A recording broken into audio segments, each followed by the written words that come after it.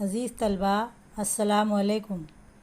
आज हम माहितीची देवाणघेवाण करण्याची साधने यानी मालूमात हासिल करने के वसाइल के बारे में मालूमात हासिल करेंगे। मालूमात हासिल करने या देने के लिए बहुत से वसाइल इस्तेमाल किए जाते हैं। इनमें से कुछ वसाइल एक तरफ़ा और कुछ वसाइल दो तरफ़ा होते हैं। इन एक तरफ़ा या दो तरफ़ा वसाइल की मदद से हम अपने ख़यालात का तबादला करते हैं। तो चलिए देखते हैं माहितीची देवाणघेवाण करण्याची साधने। सबसे पहले हम देखेंगे फैक्स। फैक्स का फुल फॉर्म होता है फार अवे ज़ेरॉक्स। इसका इस्तेमाल डॉक्यूमेंट भेजने के लिए किया जाता था। अभी इसका इस्तेमाल बंद हो चुका है। अब इसकी जगह फेसबुक, व्हाट्सएप जैसे सोशल मीडिया ने ले ली है। फैक्स का इस्तेमाल पहले अगर हमको किसी चीज़ की ज़रूरत पड़ जाए, यानी अगर हम बाहर हो, घर से बहुत दूर है और अगर हमको किसी चीज़ की ज़रूरत हो, जैसे हम घर पर मार्कशीट या आधार कार्ड या पैन कार्ड भूल चुके हैं और उनकी ज़रूरत हमको आन पड़ी है, तो हम इस फैक्स के ज़रिए उस आधार कार्ड या पैन कार्ड को स्कैन करके फैक्स मशीन के ज़रिए भेजते थे। फॅक्स हा माहितीची देवाणघेवाण करण्याचा दुतर्फी साधन आहे। दूसरा साधन आहे मोबाइल। मोबाइल का नाम सुनते ही आपके जहन में बहुत सारे टच स्क्रीन वाले मोबाइल यानी स्मार्टफ़ोन की तस्वीरें आ गई होंगी। प्यारे बच्चों, मोबाइल एक ऐसा आला है जो हमें बहुत इस्तेमाल में आता है। आज मोबाइल इंसान की ज़रूरत बन गई है। मोबाइल एक ऐसा पार्टनर बन गया है जो 24 घंटे हमारे साथ रहता है। ये हमारा एक ऐसा सीक्रेट भी बन गया है जिसको हमारी ज़िंदगी से जुड़े हुए सभी राज पता होते हैं। लेकिन प्यारे बच्चों, इसका ज़्यादा इस्तेमाल हमारे लिए नुकसानदेह साबित हो सकता है, इसलिए इसका इस्तेमाल हमें महदूद तौर पर करना चाहिए। मोबाइल हा माहितीच्या देवाणघेवाण करण्याचा दोतर्फी साधन आहे। वर्तमान पत्र जिसको कहते हैं अखबार। प्यारे बच्चों, अखबार में पूरी दुनिया की खबरें होती है। इन खबरों को पढ़कर हम अपनी मालूमात में इजाफ़ा करते हैं और वर्तमान पत्र जो है वो मालूमात हासिल करने का एक तरफ़ी वसीला है। वर्तमानपत्र माहितीची देवाणघेवाण करण्याचा एकतर्फी साधन आहे।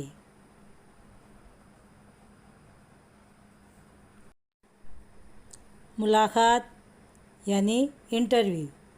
प्यारे बच्चों, आज मुलाकात यानी इंटरव्यू को बहुत अहमियत हासिल होती है। आज नौकरियां हासिल करने के लिए इंटरव्यू देना बहुत ज़रूरी बन गया है। इसमें इंटरव्यू लेने वाले कुछ सवालात पूछते हैं। अगर उन सवालात के जवाबात हमने सही दिए तो हमको नौकरी लगने में आसानी होती है। इसके लिए हमें बहुत ज़्यादा मुताला करना पड़ता है और इंटरव्यू फेस करना भी एक फ़न होता है। मुलाखत यानी इंटरव्ह्यू हे माहितीची देवाणघेवाण करण्याचा दोतर्फी साधन आहे. पत्र. आज से 10-20 साल पहले हम पैगाम पहुंचाने के लिए इसका इस्तेमाल करते थे. खत लिखकर हम हमारी खैरियत से आगाह करते थे. लेकिन अब इस पत्र की जगह इंटरनेट और ईमेल ने ले ली है. यानी हम ईमेल के ज़रिए दुनिया के किसी भी कोने में फ़ौरन हमारी मालूमात भेज सकते हैं.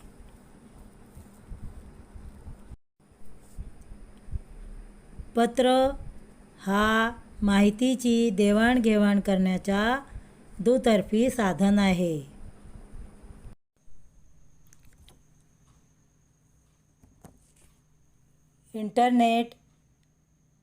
इंटरनेट दुनिया का बहुत ही बड़ा नेटवर्क का जाल है.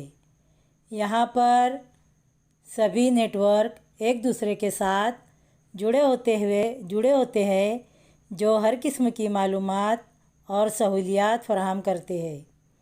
ये जाल एक तरह का वायर होता है जिसमें इंफॉर्मेशन और डाटा दुनिया भर में घूमता रहता है और हम इसमें से टेक्स्ट, इमेज, MP3 या वीडियो इंटरनेट पर ढूंढते रहते हैं. इंटरनेट माहितीची देवाणघेवाण करण्याचा एकतर्फी साधन आहे. मोबाइल संदेश यानी मोबाइल पर से हम व्हाट्सएप या फेसबुक पर मैसेज करके हमारी मालूमात फ़ौरन दे देते हैं और किसी दूसरे की मालूमात फ़ौरन हासिल कर लेते हैं. यानी मोबाइल संदेश हा माहितीची देवाणघेवाण करण्याचा दोतर्फी साधन आहे. जाहिरात, जिसे हम उर्दू में इश्तिहार और अंग्रेज़ी में एडवर्टीज़मेंट यानी एडवर्टाइज़ भी कहते हैं. अपनी चीज़ों या खिदमात को फ़रोख्त करने के लिए लोगों को अपनी अशिया या खिदमात की तरफ राग़िब या मुतवज्जह करने के लिए एडवर्टीज़मेंट यानी इश्तिहार, जाहिरात बहुत ही मौसर तरीके से काम करता है. आज एडवर्टीज़मेंट करके किसी भी तरह के माल को आसानी से फ़रोख्त किया जाता है. आज हम एडवर्टाइज़ के दीवाने बन गए हैं. टीवी, अखबारात में जो भी एडवर्टीज़मेंट हम देखते हैं वही चीज़ें ख़रीद लेते हैं, चाहे वो चीज़ अच्छी हो या बुरी हो. जाहिरात यानी ॲडव्हर्टिजमेंट हा माहितीची देवाणघेवाण करण्याचा एकतर्फी साधन आहे.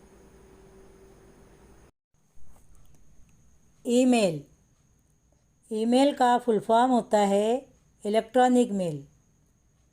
ईमेल का इस्तेमाल हम मैसेज भेजने के लिए करते हैं.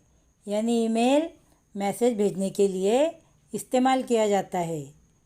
अभी हमारा ईमेल आईडी भी होना बहुत ज़रूरी बन गया है.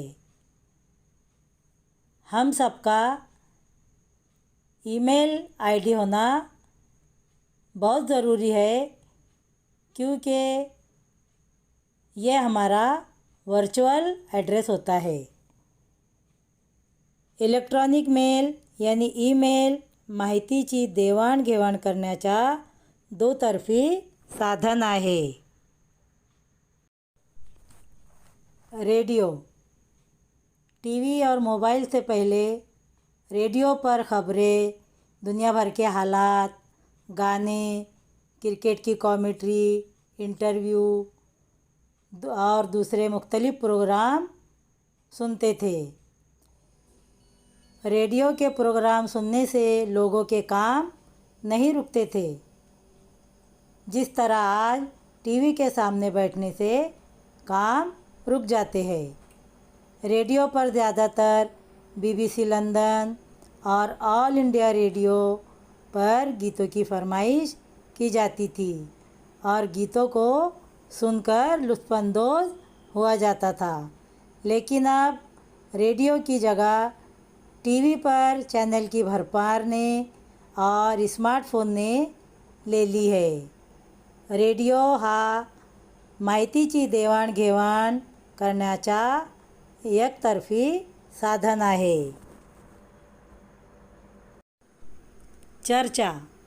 चर्चा यानी बहस व मुबाहिसा। इसमें 2 या 2 से ज़्यादा ग्रुप होते हैं। उन ग्रुप को उन्वानात दिए जाते हैं और उन उन्वानात पर बहस व मुबाहिसा किया जाता है और बहस व मुबाहिसे में तनकीद की जाती है और अपने बयान को सच साबित करने की कोशिश की जाती है। चर्चा हा माहितीची देवाणघेवाण करण्याचा दुतर्फी साधन आहे।